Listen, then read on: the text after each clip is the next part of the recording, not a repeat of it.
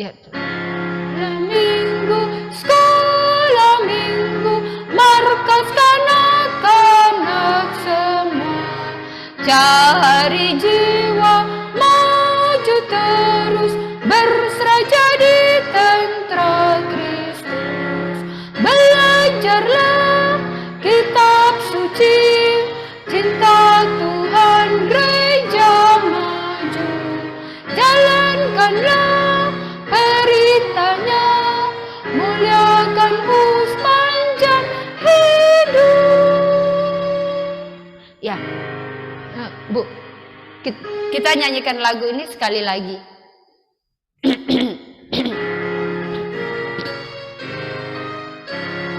Sekolah minggu, markas kanak-kanak semua. Bakti Allah, cinta bangsa, hidup baru sukaria. Belajarlah kitab suci, cinta Tuhan gereja maju. Jalankanlah perintahnya, muliakan sepanjang hidup. Sekolah minggu, markas kanak-kanak semua.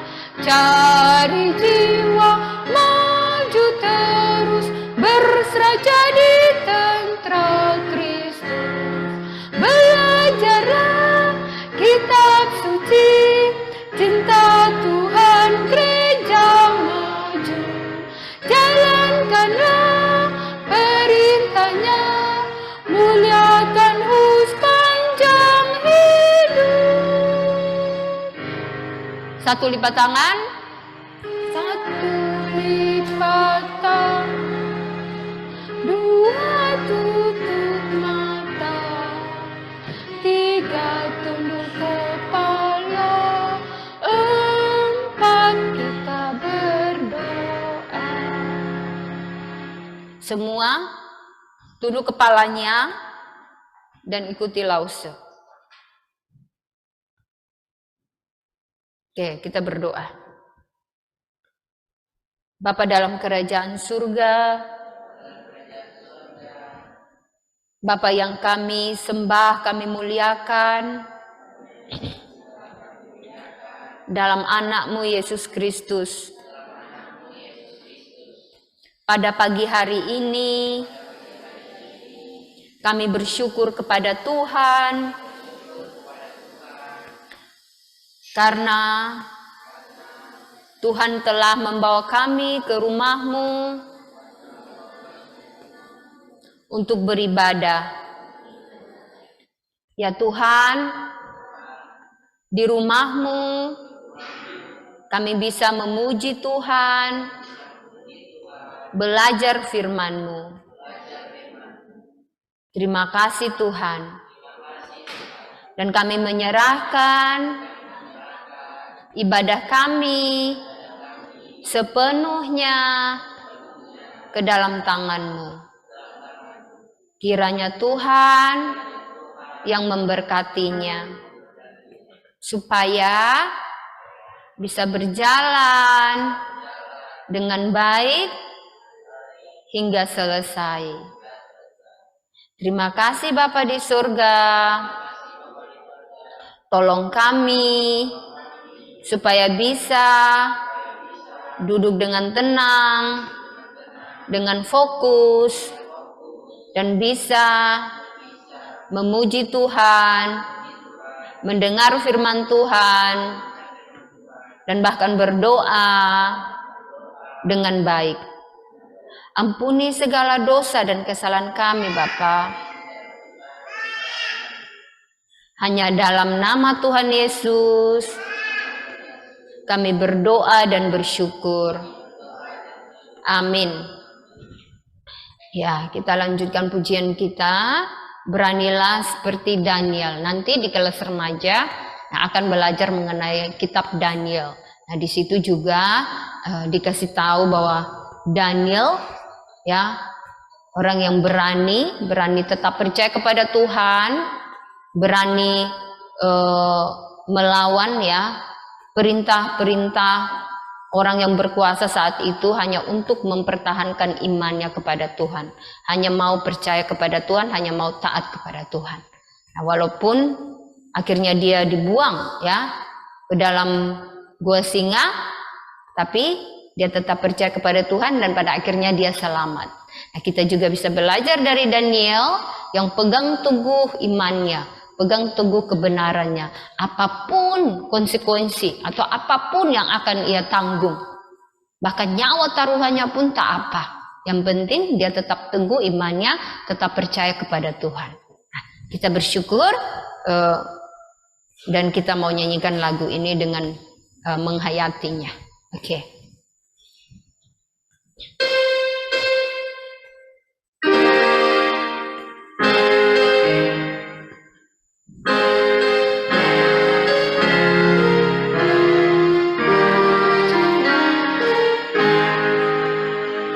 Beranilah seperti Daniel yang pegang terus kebenaran, meskipun dalam gua tetap percaya Tuhan. Beranilah seperti Daniel yang pegang terus kebenaran, meskipun dalam gua tetap percaya Tuhan. Ya, dalam gua apa? Kalista, dalam gua apa Danielnya? Tadi lo sudah bilang di pertama. Dalam gua apa? Iya, dalam gua singa ya. Singa itu berbahaya tidak? Berbahaya. Ya. Mau nggak dibuang ke dalam gua singa? Pasti kita tidak mau ya. Namun Daniel mau saja ya. Dia mau saja menanggung itu ya, karena dia mau tetap percaya kepada Tuhan. Nah, jadi kita harus berani seperti Daniel yang pegang terus kebenaran, pegang terus imannya ya kepada Tuhan. Nah, kita lanjutkan pujian kita. Nah, jadi kalau Daniel dia pegang terus kebenaran dan pada akhirnya Tuhan menolong dia. Tuhanlah satu-satunya pertolongan kita. Jadi kalau kita terus percaya kepada Tuhan, terus taat kepada Tuhan, Tuhan akan beserta dengan kita, bahkan Tuhan akan menolong kita. Ya, kita nyanyikan lagu ini sambil menghayatinya dan bersyukur kepada Tuhan. Pertolonganku datangnya dari Tuhan.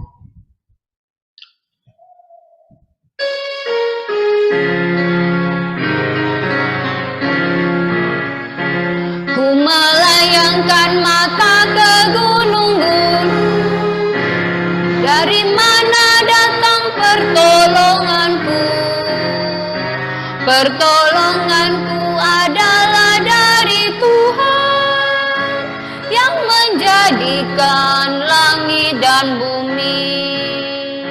Ia takkan membiarkan kakimu goyang, penjagamu tidak akan terlelap. Sesungguhnya tak terlelap, tak tertidur, ialah Tuhan penjaga Israel. Tuhan penjagamu, Tuhan naunganmu, Tuhan di sebelah tangan kananmu. Matahari siang takkan menyakiti, atau bulan di waktu malam. Tuhan menjaga dari kecelakaan, Tuhan akan menjagai nyawamu. Tuhan menjaga keluar dan masukmu, dari sekarang sampai selamanya. Ya, Tuhan berjanji dia akan menjaga kita. Dari kapan? dari sekarang sampai selama-lamanya. Bahkan pada saat kita masih di dalam kandungan ya, Tuhan sudah menjaga kita sampai selama-lamanya. Tuhan juga menyediakan kehidupan kekal di surga. Setelah kita mati, jasad kita atau tubuh kita dikuburkan, roh kita Tuhan masih jaga. Tuhan menyediakan tempat bagi kita di surga. Nah, jadi Tuhan itu begitu baik. Nah, sudah sepatutnya kita percaya kepada Tuhan kita dengan sungguh-sungguh dan mengikuti Dia seumur hidup kita. Dan juga taat kepada perintah-perintahnya. Ya, nah kita akan lanjutkan pujian ini. Dengar Dia panggil nama saya. Nah, ketika Tuhan memanggil kita untuk percaya, untuk menjadi umatnya, apa jawaban kita? Kita harusnya menjawab ya. Kita mau mengikuti Dia, mau menjadi umatnya, umat pilihannya. Nah, setelah kita jadi umat pilihan Tuhan, jika Tuhan memanggil kita juga secara khusus untuk melayani Dia, apa jawaban kita? Jawabnya juga ya, saya mau melayanimu Tuhan. Ya, nah jadi dari pujian ini kita diingatkan mengenai panggilan Tuhan bagi kita. Dan kita belajar untuk menjawabnya dengan ya. Kita mau menaati panggilannya. Nah.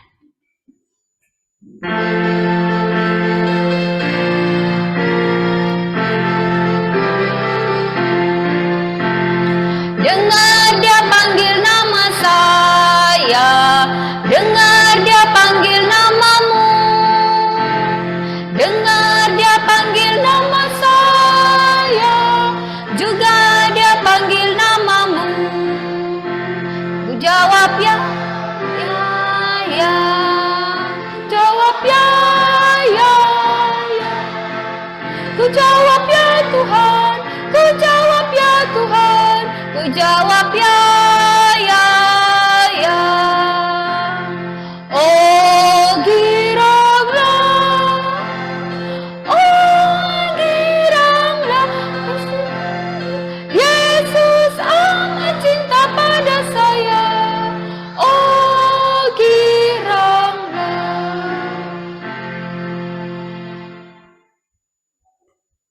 Oke, kita mau mengumpulkan persembahan Ica sama Carol. Ica dan Carol ada? Ada ya? Aku bawa dan berikan.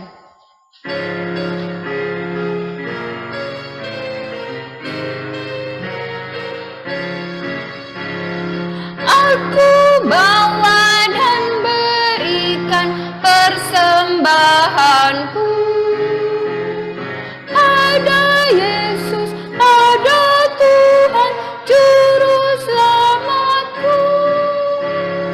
Aku bawa dan berikan persembahanku pada Yesus, pada Tuhan Juru Selamatku. Musik saja.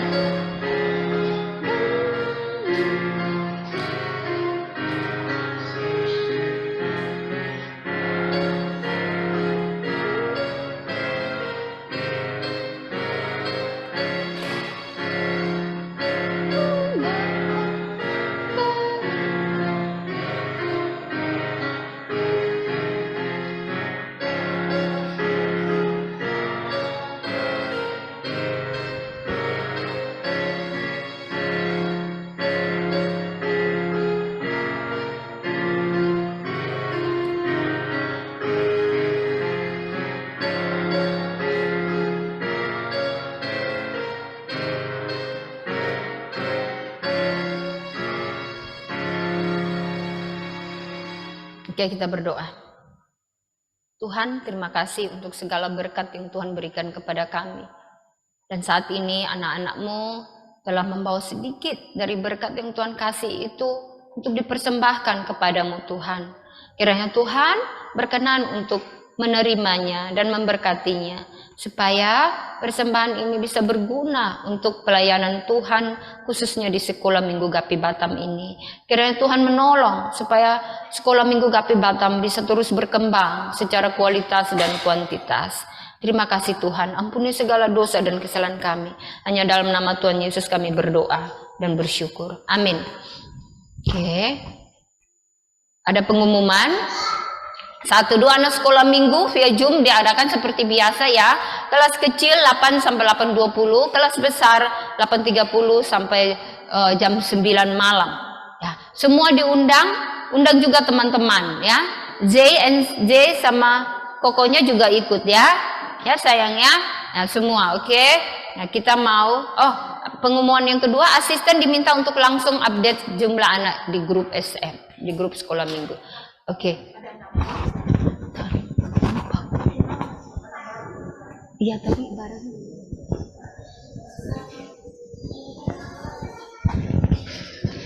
Oke, sebentar ya, semuanya masih duduk.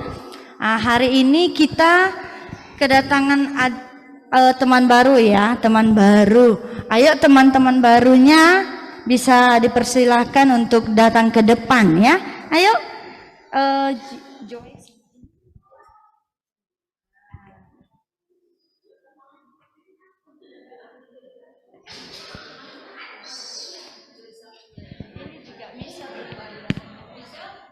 Ayo Michelle juga. Michelle belum diperkenalkan juga.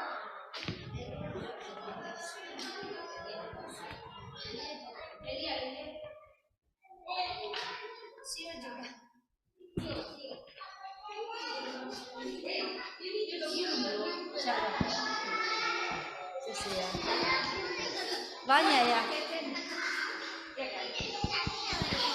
Oke, ada banyak ya teman-teman baru ya.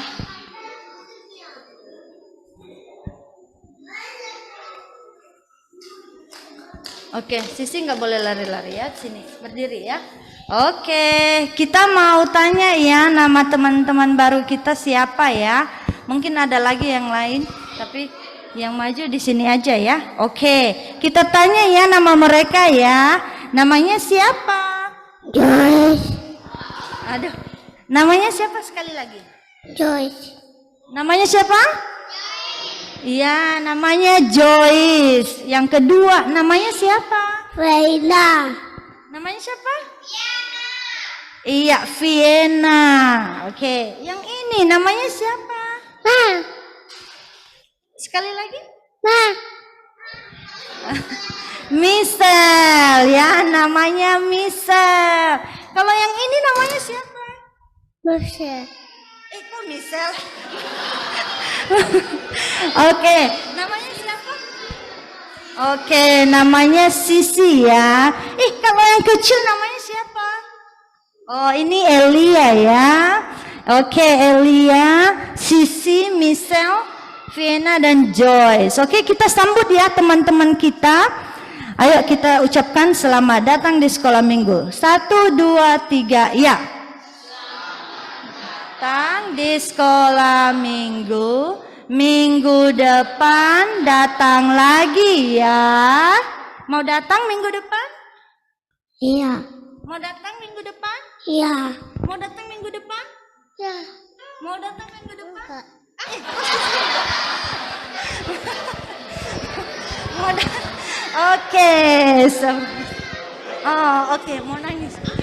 Oke, jadi itu ya teman-teman kita, dan dipersilahkan foto dulu nggak Bu? Iya, iya, difoto sama Ibu. Iya, foto sama Ibu aja. Saya foto Bu.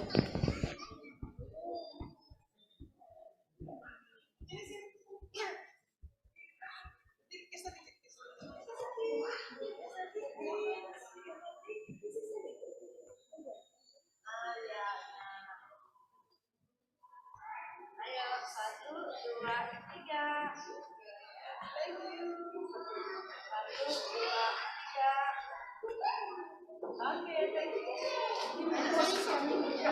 Oke, silakan duduk.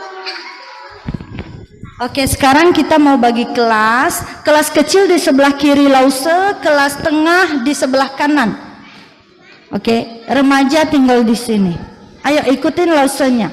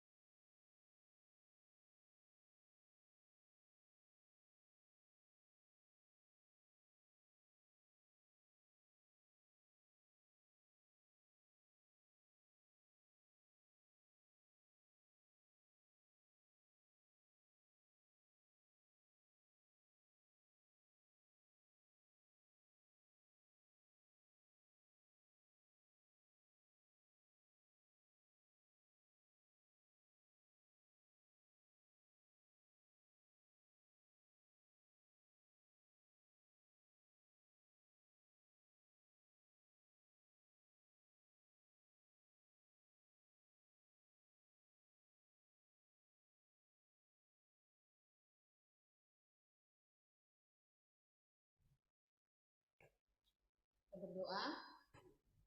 Tuhan Yesus, saat ini kami akan mendengar firman-Mu. Mohon Tuhan sertai kami. Mohon Tuhan berkati kami. Tolong kami supaya kami bisa mendengar dengan baik. Dan tolong hamba-Mu untuk bisa menyampaikan dengan benar sesuai kehendak-Mu. Supaya anak-anak ini bisa mendapat pelajaran yang benar dari Engkau. Terima kasih Tuhan. Ampuni segala dosa dan kesalahan kami. Hanya dalam nama Tuhan Yesus kami berdoa. Amin. Ya, jadi ayat hafalan kita, bukan kitabnya ya. Ayat hafalan kita itu dari Amsal 2 ayat 9. Ya, gitu. Amsal 2 ayat 9. Oke. Amsal 2 ayat 9 pendek ya. Oke, kita baca bersama-sama yuk. Setelah itu langsung kasih kesempatan untuk hafal ya, itu 2 menit. Kita baca bersama-sama Amsal 2 ayat 9. Semua udah ketemu? Sudah ya? Oke ya. Kita baca bersama-sama. 1, 2, 3. Amsal 2 ayat 9. Maka engkau akan mengerti tentang kebenaran, keadilan, dan kejujuran, bahkan setiap jalan yang baik. Amsal 2 ayat 9. Oke. Masa kasih kesempatan untuk hafal 2 menit. Ini 28.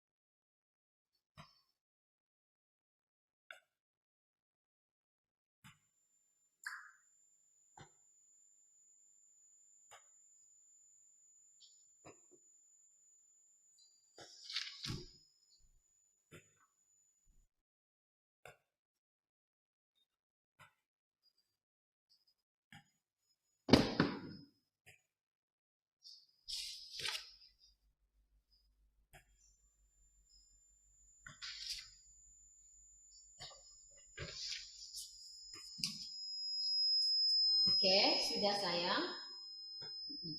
Nah, sekarang langsung mau tes. Oke, langsung mau tes dari Erik.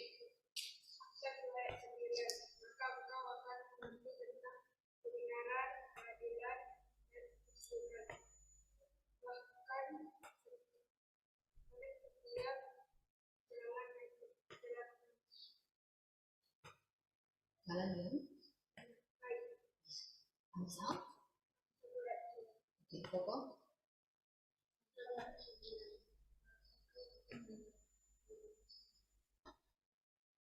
Ulang, Amsal 2 ayat 9.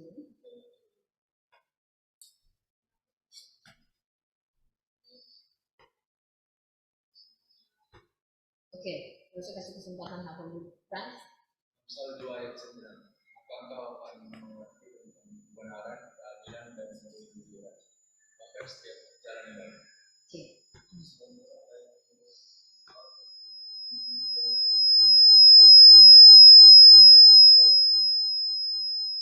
bahkan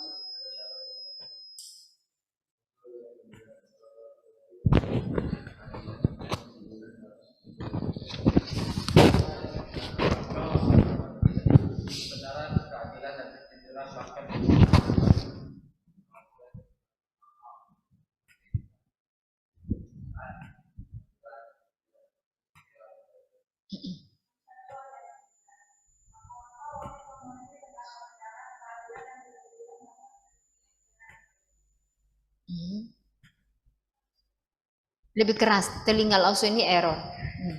Lebih keras.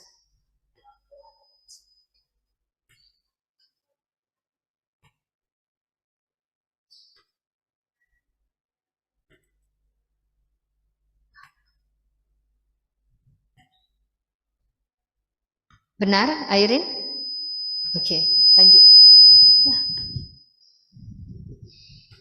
Jeris? Ya, hafal ya. Setelah cerita Lausetes. Steve.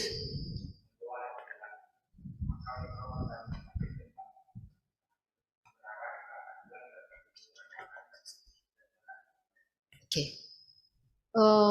Jeris Eshania.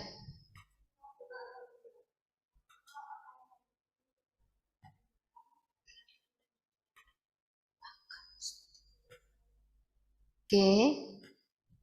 Thea.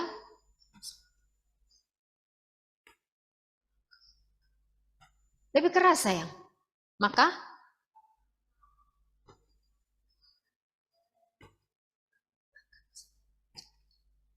oke. Esra. Siapa sayang? Ya, Nesia, sorry. Nesia sayang, silakan.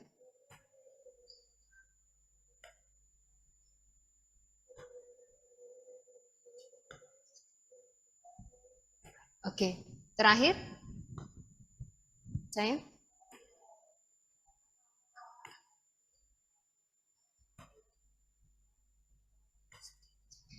Oke, Koko Braden. Udah hafal kan? Mengerti?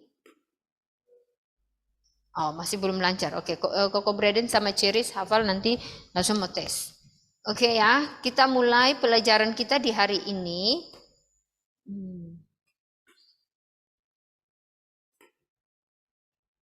Oke, judul kita sudah di pelajaran yang ke-9 ya. Sudah di pelajaran yang ke-9. Nah, judul kita adalah berdiri di pihak Allah. Oh, tak ada ya.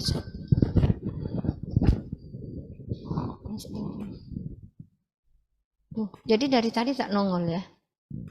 Langsung lupa. Oke. Oke ya, pelajaran 9 berdiri di pihak Allah. Oke, kita akan memahami apa maksudnya dari cerita firman Tuhan kita ya. Itu terambil dari kitab Daniel. Nah, kitab Daniel ada berapa pasal yuk? Ingat? Berapa pasal? Itu sudah dikasih tahu sebelumnya. Makanya dia tergolong ke dalam. Oke, berapa pasal? 12 ya, 12 pasal. Oke, kita lanjut ya. Nah, apa tujuan yang ingin kita Apa tujuan yang ingin kita capai setelah kita belajar firman Tuhan hari ini? Nah, jadi kita membaca dan membahas kisah Daniel, atau apa yang akan kita pelajari ya? Apa yang kita lakukan? Nah, kita membaca dan membahas kisah Daniel ya. Kemudian membahas bagaimana membela iman kita tanpa berkompromi. Kamu tahu apa itu berkompromi? Ya? Tahu ya? Kamu udah besar. Nah, jadi ini ada pertanyaan untuk kalian. Kalian sudah belajar ya sebelumnya mengenai apa? Yesaya, Yeremia dan juga Yeskiel. Nah, secara garis besar apa nubuat mereka? Secara garis besar aja. Apa nubuat yang mereka sampaikan? Apa nubuat-nubuat yang mereka sampaikan?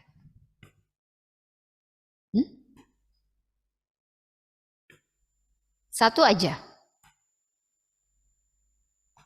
Ada yang tahu? Luis? Kedatangan sang juru selamat. Oke, apa lagi? Kenapa sampai harus datang sang juru selamat? Sebelum sampai ke situ apa?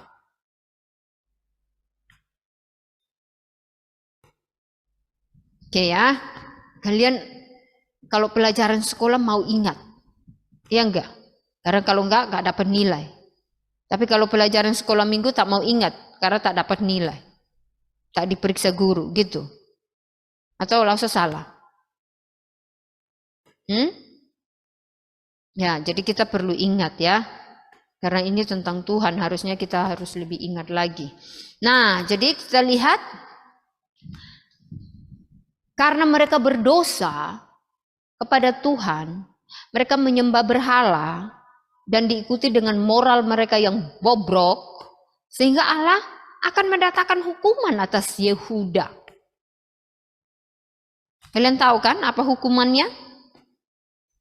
Nah, jadi Yehuda akan mengalami masa-masa yang buruk oleh karena dosa mereka.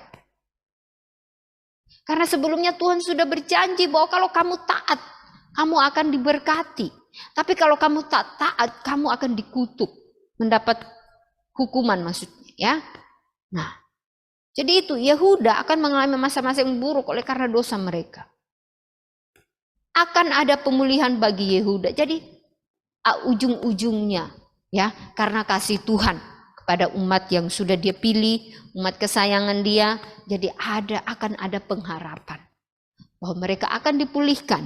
Mereka walaupun dihukum, tapi Tuhan akan memulihkan mereka. Nah, kalian sudah tahu penghukuman mereka yang terakhir itu mereka dibuang. Yehuda dibuang kemana? Yehuda dibuang kemana? Ayo kasih tahu Laus secepat. Yuk, jangan lupa itu masa tak tahu. Si Frans ini pasti tak lupa. Karena itu dari dulu Laus ingat. Kita belajar di situ dan Laus ngajar di situ. Ayo, Yehuda dibuang kemana? Ya, Babel. Ya, 5, 8, 6. Oke, lalu Asyur dibuang kemana? Kok Asyur? Sorry. Israel Utara dibuang ke Asyur ya. Ya. Tahun berapa? 7, 22. Ya, sebelum Masehi tentunya ya. Nah, setelah mereka dibuang, tapi Tuhan berjanji bahwa mereka akan kembali lagi ke Yerusalem, mereka akan dipulihkan ya. Nah, setelah itu mereka masih juga kan, nanti mereka hidup tapi mereka masih menolak Tuhan, lalu mereka tersebar. Tapi pada tahun berapa mereka merdeka? Israel merdeka, Israel modern merdeka tahun berapa? 1948. Kita 45, mereka 48. Tapi mereka jauh-jauh lebih maju dari kita. Ya, mereka itu umat yang diberkati Tuhan. Ya, nah, coba. Sekarang kita mau membahas mengenai kehidupan mereka pada saat mereka di pembuangan di Babel. Oke. Nah, jadi kita membahasnya itu terambil dari kitab Daniel ini. Jadi kita melihat kisah-kisah yang terjadi di situ yang ada kaitan dengan Daniel, ya. Yang pertama, Daniel dan 3 temannya. Ayo, siapa nama 3 temannya? SMA. Ayo, siapa? Sadrak, Mesak, dan Abednego. Oke. Nah, jadi 3 temannya ini, Daniel dan 3 temannya ini terpilih waktu mereka terbuang, mereka di pembuangan atau di Babel, mereka terpilih ya. Mereka terpilih untuk dilatih. Supaya apa? Bisa melayani di istana raja. Nah, namun mereka dikasih perlakuan khusus. Selain mereka dikasih pengetahuan yang ada di sana, mereka juga dikasih makanan-makanan khusus. Itu dari istana. Nah, tapi mereka menolak untuk makan makanan tersebut. Mereka berani. Coba kamu kalau di hadapan raja, kalau perintah raja, kamu berani menolak? Pasti, maksudnya belum tentu kamu menolak. Apalagi itu perintah raja, ya. Namun mereka berani menolak, ya. Mereka menolak untuk makan makanan dari istana itu. Dan mereka hanya memilih, Alkitab mencatat mereka hanya memilih makan sayur-sayuran dan juga hanya minum air putih. Nah, tapi kenapa sampai demikian? Bukan berarti daging-daging itu tak boleh, ya. Nah, namun makanan-makanan yang dari istana itu mereka sudah persembahkan kepada berhala. Dan Tuhan tak mau, ya, kita memakan makanan seperti itu. Nah, lalu apa yang terjadi? Mereka tetap taat kepada Tuhan, sehingga Tuhan menambahkan pengetahuan kepada mereka, kasih kesehatan tubuh yang baik, sehingga mereka tetap sehat, ya. Mereka malah dikatakan waktu hari terakhir mereka dites dan mereka lebih cerdas 10 kali lipat. Ya, nah itu kalian sudah tahu ceritanya ya. Nah kedua, kisah apa lagi? Tentang mimpi Nebukadnezar ya. Nah, tak ada satu orang pun yang bisa tahu mimpinya. Ya, yang pasti si Nebukadnezar yang mimpi dia tahu.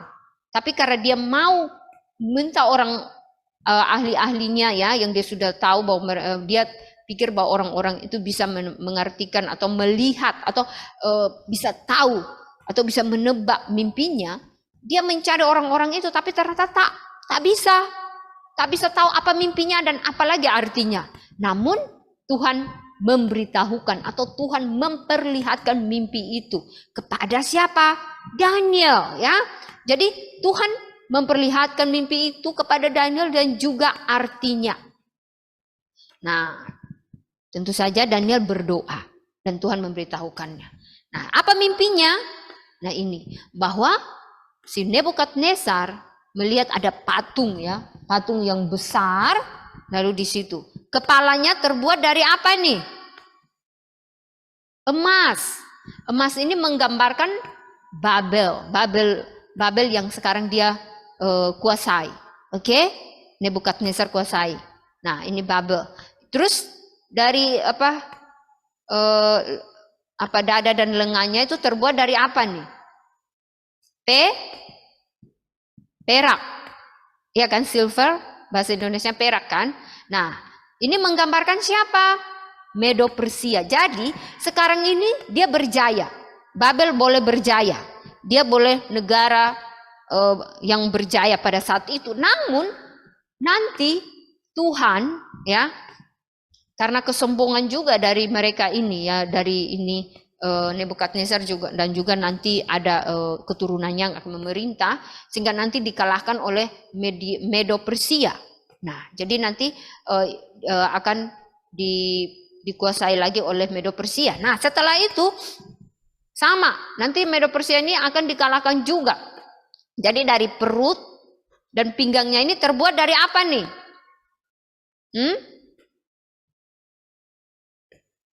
Tembaga ya. Nah, jadi ini menggambarkan Greek itu Yunani ya. Nah, jadi nanti Yunani ini akan mengalahkan Medo Persia lagi dan dia berkuasa. Nah, kemudian setelah itu apa lagi ini? Kaki ya, paha dan sebagian kakinya itu dari besi. Nah, ini menggambarkan Romawi ya. Oke? Kerajaan Romawi. Nah, karena nanti Greek ini akan dikalahkan oleh kerajaan Romawi. Lalu nanti ini itu sebagian kakinya dari besi dan sebagiannya lagi dari apa? Ada yang bisa tebak? Clay itu apa? Tanah liat ya. Nah, jadi dari situ kemudian apa yang terjadi? Tiba-tiba ada satu batu yang terungkit tanpa buatan tangan manusia, maksudnya tak ada manusia satupun yang membuatnya atau membuatnya terungkit. Tiba-tiba dia datang lalu kena kepada kaki yang terbuat dari apa tadi? Sebagian dari besi dan sebagian dari apa? Dan pasti gampang roboh, benar enggak? Jadi walaupun dari emas, dari perak, dari tembaga, dari besi, tapi akhirnya dirobohkan juga. Nah, menurut kamu ini siapa ini? Menggambarkan siapa? Ini menggambarkan siapa? Nanti akan ada ya kerajaan Tuhan ya. Akan ada Tuhan yang akan menghabisi mereka semua. Karena mereka sudah tidak percaya kepada Tuhan. Mereka juga menindas ya orang-orang yang percaya kepada Tuhan atau menindas umat Tuhan. Nah, jadi pada akhirnya Tuhan akan melenyapkan mereka semua, membinasakan mereka semua. Dikatakan lenyap sama sekali, tak ada bekas sama sekali. Jadi walaupun manusia itu kelihatannya punya kekuasaan hebat, tapi di mata Tuhan tidak ada apa-apanya.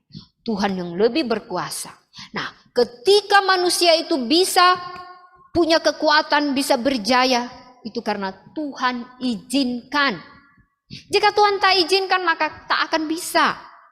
Ya, Tuhan juga izinkan para pejabat-pejabat itu untuk memerintah. Jika kalau Tuhan tak mengizinkan tak akan. Ya, jadi sudah seharusnya manusia itu tak boleh sombong. Ya, nah jadi ini yang ketiga mengenai patung emas.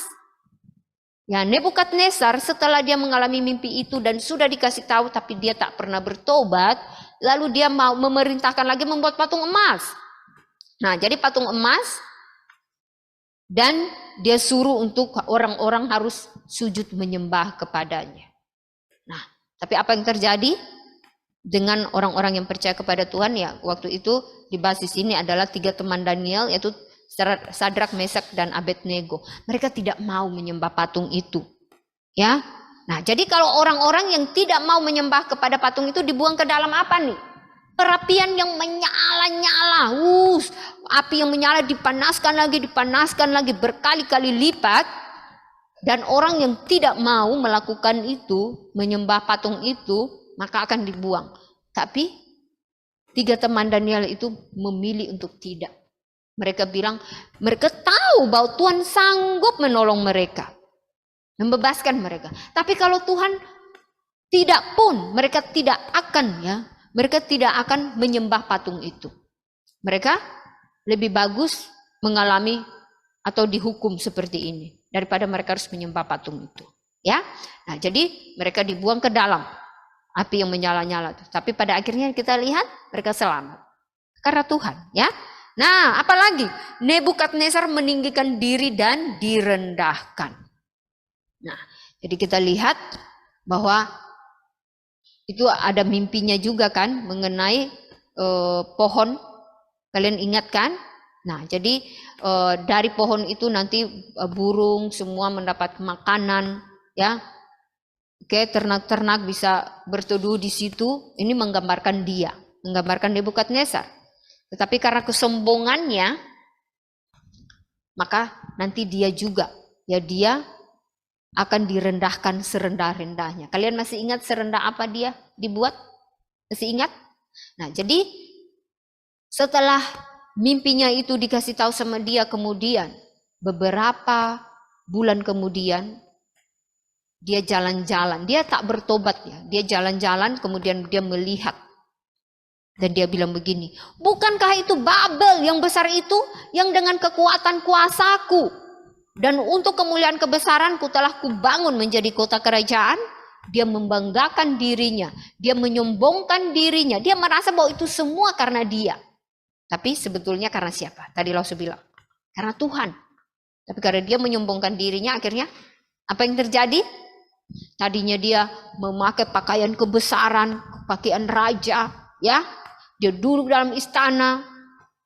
Tapi sekarang dia tinggal di mana? Bukan lagi di dalam istana, bahkan bukan di rumah biasa. Kalau kita di rumah biasa, dia bukan lagi di rumah biasa. Dia di tempat tinggalnya di hutan. Nah, lihat, coba lihat ini. Makannya rumput, ya. Dia seperti binatang. Dibuat serendah-rendah sama sekali. Tapi walaupun begitu, pada akhirnya dia menyadari kesalahannya dan dia dikembalikan lagi. Nah, kemudian ada lagi tulisan di dinding. Nah, karena dia seperti itu kan, kemudian dia digantikan oleh siapa? Keturunannya yang bernama siapa? Belshazzar, ya.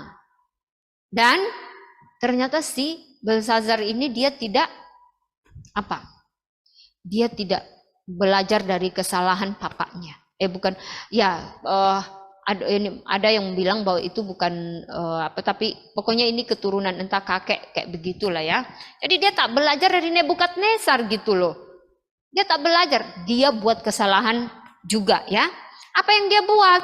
Pada suatu saat dia buat pesta pora. Lalu dia memerintahkan pelayannya untuk mengambil peralatan-peralatan bait suci. Dipakai di pesta itu. Ya. Padahal kalian tahu peralatan-peralatan bait suci hanya khusus di dalam bait suci dan dipergunakan untuk ibadah. Tapi apa yang dia buat? Dia pakai untuk makan minum. Itu menghina Tuhan. Itu tidak menghormati Tuhan, dan Tuhan tidak mau seperti itu. Apa yang terjadi? Tiba-tiba muncul tulisan ya dalam bentuk ini bahasa Aram ya. Jadi ini mene mene. Nah ini mene mene. Tekel ufar sin. Nah biasa kalau bahasa Ibrani itu dibaca dari sebelah sini ya, dari sebelah apa kita ini kanan ya. Kalau kita dari kiri kan. Nah jadi ini mene mene tekel ufar sin. Nah, ini ya. Nah apa artinya? Mene itu masa pemerintahan masa pemerintahan si Belzazar itu dihitung oleh Allah dan telah diakhiri. Nah, mene 2 kali, artinya itu segera, tak tunda-tunda lagi ya. Tekel, Tuhan kau ditimbang dengan neraca dan didapati terlalu ringan, tak ada harganya ya. Peres, kerajaan Tuanku dipecat. Kerajaan Tuanku dipecat dan diberikan kepada orang Media dan Persia sesuai nubuat sebelumnya. Kalian ingat patung itu kan? Yang apa namanya? Lengan dan dadanya dari apa itu? Dari perak, menggambarkan Media dan Persia, dan nubuat itu terlaksana. Ya, jadi apa yang Tuhan kasih tahu itu benar dan akan terlaksana. Nah, kita lihat. Kemudian di sini Lausa tak kasih tahu, tapi Lausa mau kasih tahu bahwa setelah itu, pada saat itu juga ya, orang Media Persia datang dan mengalahkan Belzazar dan mereka mengambil alih kerajaan itu. Saat itu juga tak tunda-tunda ya. Nah, Tuhan kalau mengatakan apa, apalagi kalau kamu tidak percaya kepada Tuhan, menghina lagi Tuhan, kamu akan dapat akibatnya. Nah, itulah yang terjadi. Oke, kemudian apalagi kisahnya? Gua singa. Tadi di pujian lo sudah bilang ya. Nah, kenapa dengan gua singa? Nah, waktu itu kalian masih ingat Daniel ini orang yang taat kepada Tuhan. Dia percaya dan taat, dia tak buat kesalahan. Ketika bekerja, dia bekerja dengan maksimal, dengan yang terbaik, dan tak ada kesalahan yang didapati ya, dari Daniel ini. Nah, kalau kamu bekerja dengan baik, punya prestasi yang baik, pasti kamu akan lebih menonjol. Benar nggak? Kamu akan disukai atasanmu. Ya, kamu bukan hanya disukai atasan, semua orang akan suka dengan kamu. Nah, ini yang terjadi dengan Daniel. Lalu teman-teman dia iri sama dia dan mereka mau menjatuhkan dia. Ini yang sering terjadi di dunia juga sama kita. Lalu mereka menciptakan satu peraturan dan minta raja untuk menyetujuinya. Nah, kalau raja menyetujuinya, tidak boleh ada orang yang melanggarnya. Apa peraturannya? Bahwa mereka harus berdoa. Ya, berdoa kepada raja yang memerintah saat itu, Raja Darius. Nah, tapi apakah Daniel mau melakukannya? Nah, kalau kamu tak melakukan, kamu akan dibuang ke dalam gua singa. Daniel tak akan mau lakukan itu. Ya, dia punya prinsip, dia lebih bagus percaya kepada Tuhan, tetap taat kepada Tuhan daripada melanggar perintah Tuhan. Tak apa, dia dibuang ke dalam gua singa. Jadi dia akhirnya memang dia tak patuhi peraturan itu dan dia buang ke dalam gua singa. Ya, coba kita lihat. Kalau kita dibuang ke dalam langsung habis kita remuk-remuk. Tapi kalau Daniel tidak. Kenapa? Karena Tuhan beserta dengan dia. Tuhan menolong dia, Tuhan menyelamatkan dia. Nah, itu. Nah, kita melihat juga ada mimpi Daniel. Jadi bukan hanya Nebukadnezar yang bermimpi, tapi Daniel juga bermimpi. Nah, coba kita lihat ya di sini. Apa mimpi Daniel ini? Nah, dia melihat bahwa dalam mimpinya itu dia melihat bahwa ada ada 4 binatang yang keluar dari dalam laut yang rupanya begini seram-seram ya. Nah, ini singa itu menggambarkan siapa? Babel ya. Kemudian beruang itu menggambarkan siapa? Tadi 4 kerajaan itu Medo Persia ya, atau Persia. Lalu ini macan tutul siapa? Yunani. Kemudian yang terakhir ini adalah Roma. Oke, ini dia bentuknya itu tak jelas, tak tertulis nama binatangnya. Yang pasti dia seram seperti ini ya. Kalian lihat seperti ini. Nah, selain itu Daniel juga bermimpi. Itu tercatat dalam Daniel 8 ayat 20 sampai 21. Oke. Nah, Di situ dikatakan bahwa domba jantan yang kau lihat. Oke, silakan baca. Langsung mau minta siapa namanya? Franz baca. Domba Jantan yang kau lihat itu dengan kedua tangannya ialah raja-raja orang Media dan Persia. dan Kambing jantan berbulu besar itu ialah raja dari Yunani. Jantan besar di antara dua matanya itu ialah raja yang pertama. Nah, jadi di sini ini dia diperlihatkan juga ya bahwa raja-raja orang Media dan Persia mereka nanti akan mengalahkan kerajaan yang tadi. Kerajaan apa yang mereka kalahkan? Kalian masih ingat apa yang tadi Langsung bilang? Sebelum Media Persia apa? Babel. Nah, namun setelah itu mereka walaupun memerintah nanti ada juga kerajaan Yunani yang akan mengalahkan mereka. Nah, jadi kita mau belajar di sini ya. Jadi kerajaan keempat adalah kerajaan Roma, ya, kerajaan Roma. Nah, jadi Daniel melihat kejatuhan Babel dan kebangkitan dari kerajaan Persia dengan mata kepalanya sendiri di sepanjang hidupnya. Jadi ia bernubuat bahwa 4 kerajaan ini akan menindas umat Allah. Ya, tetapi pada akhirnya mereka tidak akan menjadi pemenang. Nah, kita lihat Daniel 5 ayat 21.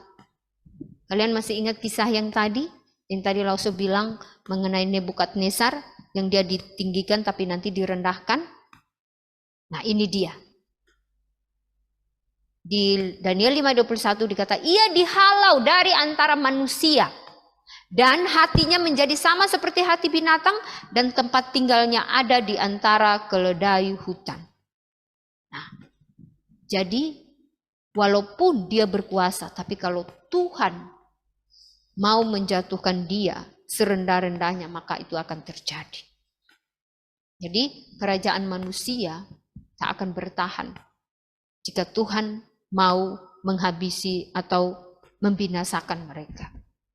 Nah, jadi berlanjut, kepadanya diberikan makanan rumput seperti kepada lembu dan tubuhnya basah oleh embun dari langit sampai ia mengakui bahwa Allah yang Maha Tinggi berkuasa atas kerajaan manusia dan mengangkat siapa yang dikehendakinya untuk kedudukan itu. Jadi tadi Langsung sudah bilang bahwa manusia bertahta atau berkuasa itu karena seizin Tuhan. Ya. Nah, namun kalau Tuhan tidak mau lagi maka itu bisa terjadi. Nah, ini jadi Tuhan berkuasa atas kerajaan manusia dan mengangkat siapa yang dikehendakinya untuk kedudukan itu. Jadi tak boleh sombong, karena ketika kamu sombong, Tuhan akan merendahkan kamu. Ya. Nah, jadi sini kita lihat kesimpulannya, Allah itu berdaulat, satu-satu Allah itu berdaulat atau berkuasa, ya. Dia mengontrol segala sesuatu, menetapkan segala sesuatu. Jadi satunya yang Allah itu berdaulat dan berkuasa atas umatnya dan segala bangsa di bumi. Ya, Tuhanlah yang mengarahkan sejarah. Jadi semua hal yang terjadi di dunia ini kita bersyukur karena kita percaya kepada Tuhan yang mengendalikan semuanya. Semua hal, kamu tahu kerajaan Yunani, kerajaan Romawi, Media Persia, Babel itu semua ada di ilmu pengetahuan. Kalau kamu pelajari. Dan kita bersyukur itu ada dalam Alkitab. Tuhan kita yang mengontrol semuanya, yang mengizinkan semuanya itu terjadi. Dia yang mengontrol segala sesuatu, yang mengarahkan sejarah ini ya, ya. Nah, jadi kita bersyukur, kita bisa percaya kepada Tuhan yang benar. Segala sesuatu yang terjadi di dunia ini, itu karena Tuhan yang mengontrol, Tuhan menetapkan semuanya. Kita bersyukur. Nah, kita lanjut Daniel 2 ayat 44 sampai 45, apa yang dikatakan di sana? Tetapi pada zaman raja-raja Allah semesta langit akan mendirikan suatu kerajaan yang tidak akan binasa sampai selama-lamanya dan kekuasaan tidak akan beralih lagi kepada bangsa lain. Nah, jadi kita lanjut, kerajaan itu akan meremukkan segala kerajaan dan menghabisinya. Tetapi kerajaan itu sendiri akan tetap untuk selama-lamanya. Tepat seperti yang Tuhan kulihat, ya. Bahwa tanpa perbuatan tangan manusia sebuah batu terungkit lepas dari gunung dan meremukkan besi. Tadiเราsudah bilang ya, Di mana tuh? Patung yang itu. Kalian masih ingat patungnya yang Nebukadnezar mimpi? Ingat ya? Nah, jadi dan meremukan besi, tembaga, tanah liat, perak dan emas itu ya. Nah, Allah yang Maha Besar telah memberitahukan kepada Tuanku Raja apa yang akan terjadi di kemudian hari. Mimpi itu adalah benar dan maknanya dapat dipercayai. Jadi ini berbicara mengenai mimpi Nebukadnezar yang dia melihat patung yang kepalanya terbuat dari emas, lengannya dan dadanya terbuat dari apa? Perak, lalu pinggang dan perutnya terbuat dari apa? Tembaga, lalu paha dan kakinya itu dari besi dan juga ya kakinya ada yang sebagian dari tanah liat. Nah, kalian sudah tahu menggambarkan siapa aja 4 kerajaan tadi ya. Nah, jadi tapi pada akhirnya 4 kerajaan itu akan binasa. Dan kerajaan siapa yang akan memerintah? Kerajaan Tuhan yang akan memerintah selama-lamanya dan tak akan pernah binasa. Oke, nah sekarang apa perbedaan kerajaan Tuhan dan kerajaan manusia? Apa perbedaannya? Ayo, ada yang bisa sebut? Bisa kasih tahu? Jadi Siena, apa perbedaan kerajaan Tuhan dan kerajaan manusia?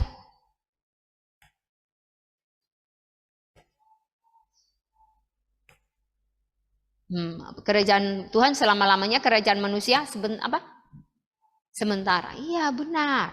Ya, kerajaan Tuhan tidak akan pernah binasa. Atau sama ya jawabannya, dia akan tetap selama-lamanya. Lalu kerajaan manusia akan binasa. Karena hanya sementara. Ya. Nah, jadi kita lanjut lagi Daniel 7 ayat 13 sampai 14, ya. Di situ dikatakan, langsung minta kalian bacakan, yuk. Louis bacakan.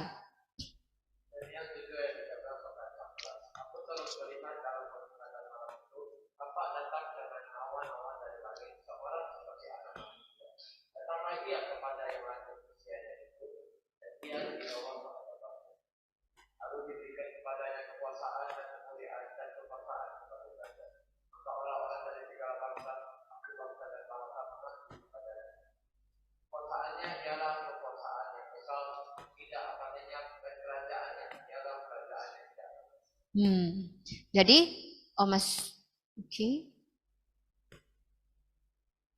ini. Nah, jadi dari sini kita melihat, kalian tahu siapa anak manusia yang dimaksud? Tuhan Yesus. Jadi kerajaan yang dimaksud adalah kerajaan Tuhan, ya, yang dipimpin langsung oleh Tuhan dan akan selama-lamanya. Nah, kita lanjut ya. Nah, Daniel 9 ayat 4 sampai 19. Ini adalah doa Daniel. Ya, kita sampai 9 berapa ya? Lause. 9? Hah? 9:20 ya. Kita tak ada waktu ya. Tapi aktivitasnya sedikit sih. Nanti kita bahas bersama-sama ya. Kita baca ya Daniel 9 ayat 4 sampai 9. Nah, ini adalah doa atau pengakuan ya, doa dari Daniel. Nah, jadi kita baca dulu, nanti kita akan melihat apa isinya ya. Nah, mulai dari carry begini sampai selesai ya. Oke, Daniel 9 ayat 4 sampai 9 ayat 4, carry silakan. Maka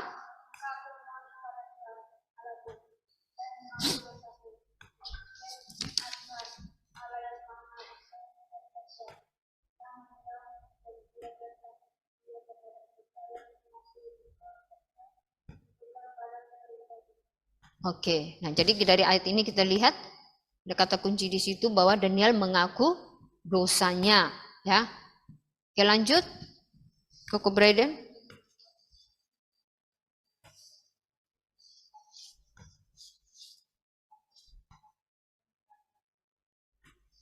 Oke, lanjut. Kami tidak taat kepada hamba-Mu, yang telah berbicara atas nama-Mu kepada raja-raja, pada pemimpin-pimpinan, pada pembangunan, dan kepada segenap rakyat ini.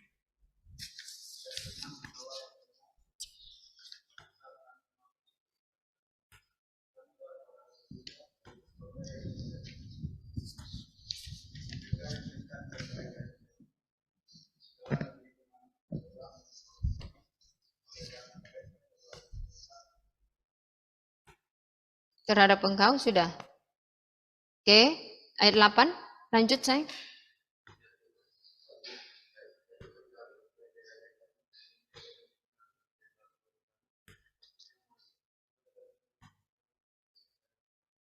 Oke. Pada Tuhan Allah kami ada kesayangan dan keampunan, walaupun kami telah memberontak terhadap Dia. Dan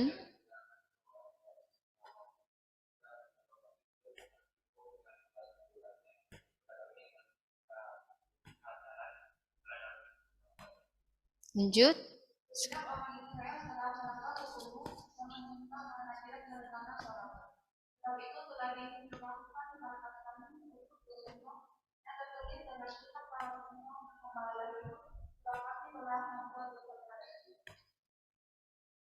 Dua belas.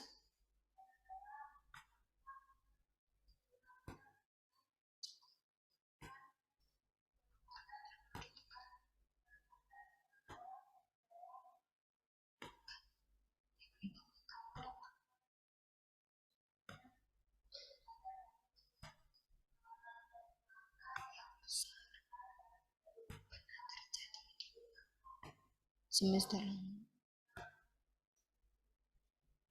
Lanjut.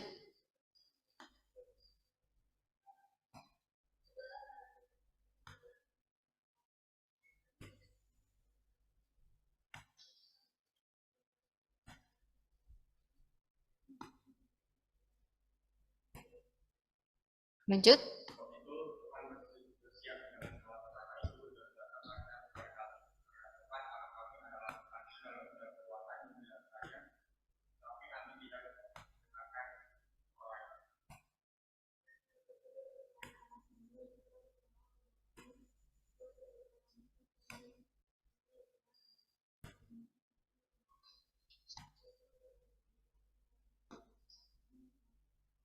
Fasik. Oke, lanjut. 16. Agak cepat sayang, suaranya diperbesar. Ya Tuhan.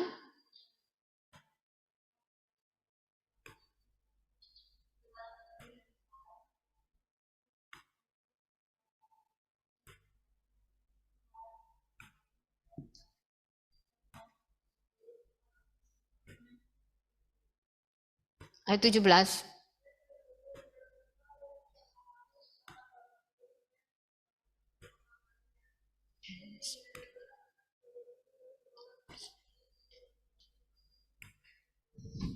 Demi Tuhan sendiri. Lanjut.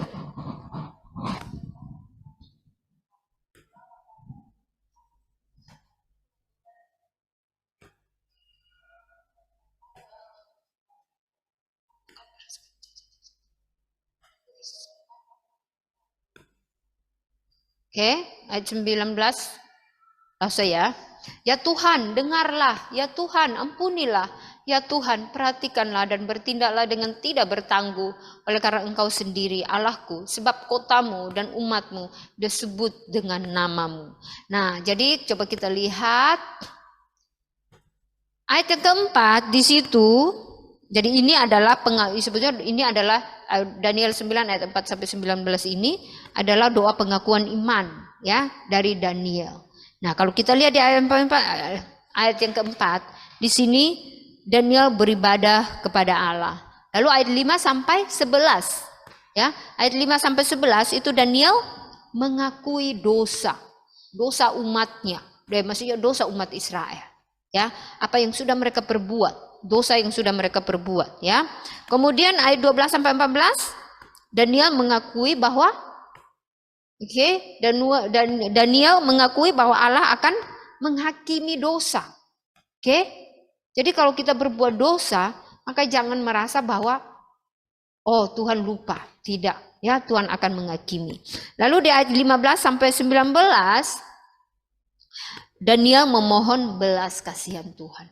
Dia tahu bahwa Tuhan akan menghakimi dosa sehingga dia memohon belas kasihan Tuhan, meminta supaya Tuhan mengampuni mereka. Ya. Nah, jadi Daniel mempercayai Allah dan tujuannya yang berdaulat. Ia percaya bahwa suatu hari Allah akan membawa keselamatan bagi umatnya. Makanya tadi di ayat yang terakhir itu dia memohon belas kasihan Tuhan. Nah, Daniel percaya kepada janji-janji Allah, kemurahan dan pengampunannya dan namanya yang agung.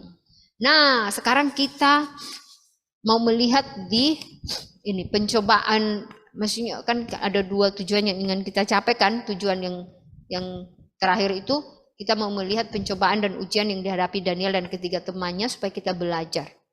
Tetap berpegang teguh kepada kebenaran. Oke. Nah, kita lihat cobaan yang mereka hadapi. Makan makanan istana yang mungkin telah dipersembahkan kepada dewa-dewa Babel. Kita sudah lihat bahwa mereka menolak untuk mengkonsumsi makanan itu. Mereka lebih mau taat kepada perintah Tuhan. Nah, jadi kita tak boleh kompromi apapun itu, apapun konsekuensi yang harus kita tanggung, ya. Kita harus lebih takut kepada Tuhan daripada takut kepada manusia, entah dia berkuasa seperti apapun di dunia ini. Sujud dan menyembah patung emas. Nah, mereka juga tetap tidak mau melakukan itu. Berdoa kepada Raja Darius. Boleh kita berdoa kepada manusia? Tidak boleh. Nah, jadi tentu saja respon dari mereka Daniel dan tiga temannya, Sadrak, Mesak, dan Abednego, mereka menolak semua yang bertentangan dengan firman Tuhan. Mereka tak mau kompromi sama sekali. Walaupun mereka harus dihukum. Bayangkan ya, mereka harus dihukum seperti itu. Hukumannya bukan sedikit-sedikit, bukan hanya sekedar dipecat. Bukan hanya sekedar dibuang, tapi akan ada yang dibuang ke dalam perapian yang menyala-nyala, dibuang ke dalam gua singa. Ya. Nah, mengapa mereka bisa menolak? Ayo, kenapa mereka bisa menolak? Karena mereka hanya mau percaya dan taat kepada Tuhan. Mereka tahu bahwa ini adalah Allah yang benar. Kalau mereka tinggalkan, mereka akan binasa. Ya. Mereka kalau tidak percaya kepada Tuhan, mereka akan binasa. Lebih bagus mereka binasa sekarang di dunia ini daripada mereka binasa memperoleh hukuman kekal di neraka sana. Jadi kita lebih pilih mana? Hukuman yang sesaat saja kita dibakar, misalnya kejadian ya, dibakar. Kamu saat itu mati, tapi setelah itu roh kamu akan hidup selama-lamanya di surga. Daripada kamu memilih untuk tidak dibakar, tapi roh kamu akan menderita di neraka sana selama-lamanya. Lebih pilih mana? Menderita hanya 1 hari atau nanti selama-lamanya? Nah, kita harusnya lebih memilih untuk tetap percaya kepada Tuhan, ya, lebih taat kepada Dia. Nah, sekarang siapa yang memberikan iman dan kekuatan untuk tetap berdiri teguh demi Tuhan? Siapa? Tuhan. Oleh karena itu, kita harus datang kepada Tuhan. Nah, jadi apa saja cobaan-cobaan yang kita alami? Nah, langsung udah buat di sini ya. Misalnya ada larangan beribadah. Nah, walaupun sekarang kita bersyukur ya, kita berada di Batam yang kita masih gampang beribadah. Tapi suatu saat, kalau kamu dilarang beribadah, apa yang kamu lakukan? Kamu tak beribadah? Kamu harus tetap beribadah. Ya, peristiwa COVID itu bisa membuat kita berpikir ada jalan keluar. Kita tetap beribadah di rumah. Oke? Nah, tapi intinya kita harus tetap beribadah, ya. Apalagi kalau cobaan yang saat pilih beribadah atau jalan-jalan atau main games. Nah, ini juga kalau kamu sudah tertarik dengan jalan-jalan atau main games, kamu akan lebih memilih main games. Nah, ini cobaan. Apa yang kamu pilih? Kamu harus pilih beribadah. Diajak untuk menyembah berhala dan ke dukun. Misalnya kamu masih berada di dalam lingkungan keluarga yang mungkin hanya kamu yang beribadah kepada Tuhan, yang lain pergi ke berhala, menyembah berhala. Kamu diajak. Apakah kamu ikut? Hah? Tak boleh ikut, ya. Oke? Atau ke dukun misalnya ya, ke dukun. Tak boleh. Itu ada tuh yang ke dukun. Kan? Ingat, dukun itu tak boleh. Tuhan melarang kita ke dukun. Nah, lalu apa lagi? Menyontek. Itu cobaan berat. Cobaan berat bagi anak-anak sekolah. Ya. Tak boleh menyontek. Oke? Dan lain-lain ya. Nah, namun masih ada lagi di sini biar kita bahas supaya kamu tak perlu lagi membahas apa lagi ya. Kita lihat ada cobaan-cobaan di sini. Nah, misalnya Bagaimana sikapmu jika gurumu menyuruh semua muridnya untuk membaca sebuah buku yang tidak tepat untuk dibaca oleh seorang Kristen? Misalnya mungkin membaca buku tentang menyuruh kamu untuk menyembah berhala. Atau mungkin buku-buku yang berbau pornografi misalnya. Atau pokoknya intinya buku-buku yang bertentangan dengan firman Tuhan. Apa jawaban kamu? Ini guru loh. Apa jawaban kamu? Kerry, apa jawaban kamu? Cepat-cepat sayang, kita tinggal 4 menit aja nih. Oke, Steve, apa jawabanmu Steve? Halo, Steve? Suaranya? Hah? Ulang pertanyaannya. Bagaimanakah sikapmu jika gurumu menyuruh semua muridnya, artinya kamu termasuk kamu, untuk membaca sebuah buku yang tidak tepat untuk dibaca oleh seorang Kristen? Kamu mengerti? Menolaknya. Kamu bisa jelaskan dengan baik? Kamu harusnya bilang, ibu maaf ya, saya tidak berniat untuk melawan ibu. Tapi ini bertentangan dengan iman saya. Jadi saya lebih mau taat kepada Tuhan saya. Oke? Nah, bisa ngomong baik-baik, ya pasti kamu akan tahu konsekuensinya. Tapi lebih bagus menolak. Oke? Lalu apa? Bagaimanakah sikapmu jika teman-teman di sekitarmu dengan mudah berkata-kata kotor dan menggunakan nama dengan sembarangan, nama Allah dengan sembarangan? Ini telinga Lauso sekarang udah kayak masuk angin gitu ya. Kayak apa di sini, sorry ya. Nah, jadi kayak agak terganggu. Nah, jadi kalau kamu menghadapi teman-teman yang begitu, gimana? Kamu tiru, yang orang bilang, OMG, yang itu tak boleh ya. Siapa yang sering buat begitu? Menyebut nama, bilang, oh my God, itu siapa? Tak boleh sama sekali, ya, tak boleh sama sekali. Tuhan, kita hanya mau menyebut nama Tuhan kita pada saat kita beribadah kepada Dia, ya, pada saat kita berbicara tentang firman Tuhan kepada orang lain. Pada saat kita bersaksi, memberitakan Injil. Nah itu, jadi menggunakan nama-nama Tuhan atau menyebut nama Tuhan hanya untuk memuliakan Dia. Bukan hanya dikit-dikit, oh dikit-dikit sebut-sebut. Apaan? Ya? Nah, bagaimana sikapmu jika kamu mendengar beberapa temanmu berencana untuk menjebak seorang teman yang pintar dan rajin karena mereka iri kepadanya? Masih ingat kasus Daniel tadi? Kalau kamu berhadapan seperti itu, atau bahkan mungkin kamu pernah dijebak, ada orang yang iri sama kamu. Jadi kalau misalnya kamu mendengar bahwa ada orang yang mau menjebak temanmu, kamu jangan ikut-ikutan. Kamu harusnya cegah. Itu nggak bagus loh. Bilang begitu. Saya orang Kristen, saya tak boleh lakukan seperti itu. Dan kalian harusnya tak boleh. Ya, bilang begitu baik-baik. Nah, jadi apa yang kita lakukan ketika menghadapi cobaan? Nah, kita harus percaya kepada Tuhan. Tetap percaya bahwa segala sesuatu yang terjadi termasuk cobaan ini Tuhan izinkan ya untuk kebaikan bagi saya. Ada sesuatu hal baik yang akan saya dapat dari ini. Jadi saya harus tetap percaya kepada Dia. Saya tak boleh meninggalkan Dia. Berdoa meminta kekuatan. Cobaan itu tak sulit. Maksudnya cobaan itu sulit.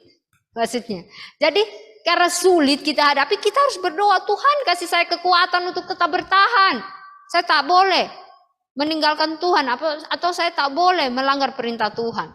Mengingat janji Tuhan, bahwa Tuhan akan beserta dengan kita, bahkan Tuhan menolong kita. Jadi karena kita ingat itu, kita percaya, oh Tuhan akan bersama-sama dengan saya, bahkan Dia bisa menolong saya. Namun kalau Dia tak menolong pun, kita harus bersikap seperti 3 teman Daniel. Ya, saya lebih tetap percaya kepada Tuhan, taat kepada Tuhan daripada kompromi. Oke? Karena saya tahu kehidupan kekal telah menanti saya. Justru sebaliknya kalau saya tak taat, maka tak ada lagi kehidupan kekal. Ini bukan berarti kita masuk surga karena perbuatan baik kita. Tapi ketaatan kita dan ketidaktaatan kita menggambarkan siapa kita. Kalau kita taat kepada Tuhan artinya kita orang percaya. Sebaliknya kalau kita tidak taat sesungguhnya kita bukan orang percaya, ya. Mengingat bahwa Tuhan memerintah dan bahwa ia sedang mengerjakan sesuatu yang baik. Tadi Lau sudah bilang di depan tadi ya. Nah, jadi kita berdoa. Firman Tuhan sampai di sini kita berdoa. Tuhan, terima kasih untuk firman Tuhan yang cukup panjang, namun memberikan kami pelajaran yang banyak mengenai Tuhan. Kami harus tetap percaya kepada Tuhan. Kami tak boleh berkompromi atau kami tak boleh memilih untuk melakukan dosa daripada kami meninggalkan Engkau ya Tuhan. Kiranya Tuhan Engkau yang menolong supaya kehidupan kami selanjutnya Tuhan terus jaga pelihara. Supaya kami tetap berada dalam kontrol Tuhan, berada dalam naungan Tuhan, lindungan Tuhan. Supaya kami hidup hanya bagi Tuhan saja. Ya Tuhan, ampuni segala dosa dan kesalahan kami. Hanya dalam nama Tuhan Yesus kami berdoa. Amin. Oke ya, sayangnya